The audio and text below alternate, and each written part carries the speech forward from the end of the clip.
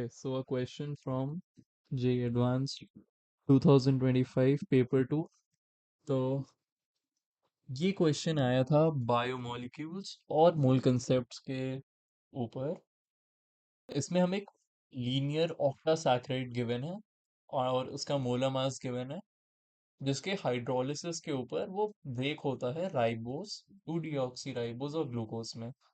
उन्होंने हमें W/W percentage दे रखा है 2 डीऑक्सी राइबोस का, और उन्होंने बस पूछा है कि राइबोस के कितने यूनिट्स होंगे एक मॉलिक्यूल ऑफ ऑक्टासैकराइड में।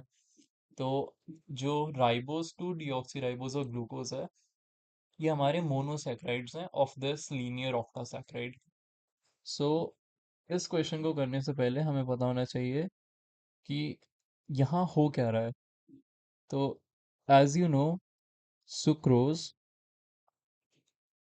That is C12H22O11, reacts with one molecule of water to form C6H12O6 plus C6H12O6, जहाँ ये हमारा ग्लूकोज है और ये हमारा फ्रक्टोज है। तो इसमें एक चीज जो हमें नोटिस करनी है कि एक डाइसैकराइड को हाइड्रोलाइज करने में एक जितने भी टोटल मोनोमर्स होते हैं उसमें से एक कम वाटर मॉलिक्यूल लगता है in order to completely hydrolyze it in its respective monosaccharides. तो एक ऑक्टासैकराइड के लिए जिसके अंदर 8 मोनोसैकराइड्स हैं, हमें चाहिए होगा 7 वाटर मॉलिक्यूल्स, यानी कि 7 times of H2O, that is 7 times 18, जो कि आता है 126 ग्राम पर मोल। तो जो हमारा इफेक्टिव मोलर मास होगा, जो हाइड्रोलिसिस के बाद होगा, इफेक्टिव मोलर मास, वो हो जाएगा 1024 प्लस 126, जो कि है हमारा 1150 ग्राम पर मोल। तो आगे हमें गिवन है कि 58.26% W/W। Okay, so what W/W is? अगर मैं कहता हूँ कि एक शुगर सॉल्यूशन है जो 10% W/W है, तो उसमें 10 ग्राम्स ऑफ शुगर है for 100 grams of the solution. तो 58.26% 2 डीऑक्सी राइबोस का मतलब जो मेरा मास परसेंटेज है फॉर द 2 डीऑक्सी राइबोस, वो 58.26 है, that is n times of 134। मैंने अज्यूम किया है कि हमारे पास n यूनिट्स हैं इस मोनोमर के, जो कि हमारा 2 डीऑक्सी राइबोस, और उसके उसके मोलर मास से मल्टीप्लाई कर दिया ताकि हमें टोटल उसके यूनिट्स पता चल जाएं। तो टोटल मास पास है 1150 मल्टीप्लाइड बाय 100, जो कि गिवन है 58.26%।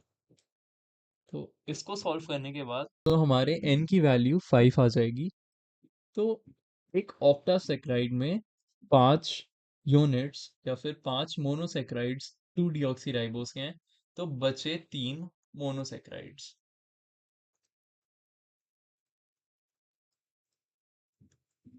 तो हमारे पास अब दो ही यूनिट्स हैं,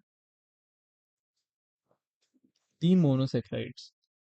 तो ग्लूकोज और राइबोज। तो या तो 2 ग्लूकोज और 1 राइबोज हो जाए, या तो 1 ग्लूकोज और 2 राइबोज हो जाए।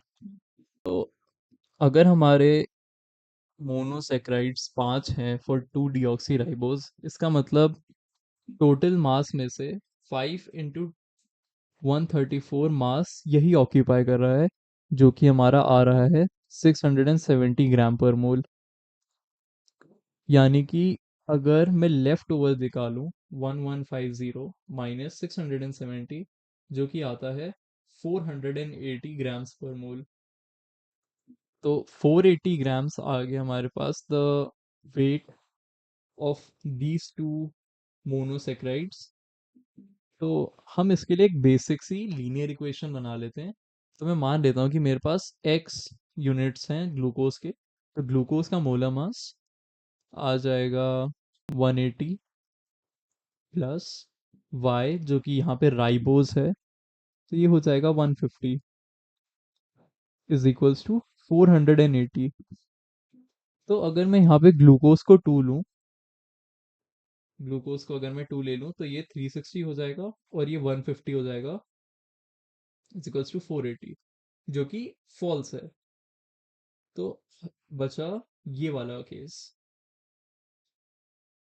यानी कि एक ग्लूकोज का मॉलिक्यूल 1 टाइम्स 180 प्लस 2 टाइम्स 150, जो कि होना चाहिए इक्वल 480 के। सो 180 प्लस 300 दैट इज 480। तो हमारा y की वैल्यू आ गई 2 और x की वैल्यू आ गई 1। तो हमारे पास जो राइबोस के यूनिट्स हैं वो हैं 2। तो इसका इस क्वेश्चन का सही आंसर हो जाएगा 2। तो ऐसे ही और कंटेंट के लिए चैनल को सब्सक्राइब कर लो and I will see you guys in the next one.